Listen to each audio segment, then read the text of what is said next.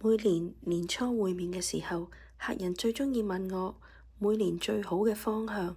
一嚟想知道自己今年屋企嘅家宅嘅運程，第二亦都想憑最佳嘅方向呢，去揾到該年搬去啲乜嘢心水嘅樓宇。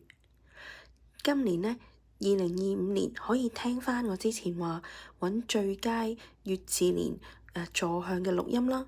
大約係20幾分鐘。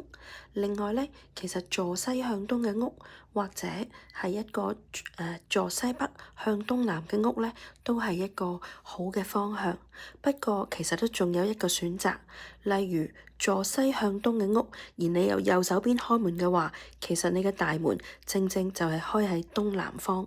咁呢個呢，無論你屋入邊嘅風水係點，今年呢運氣上呢都會係一個利好嘅，人緣桃花正在東南方。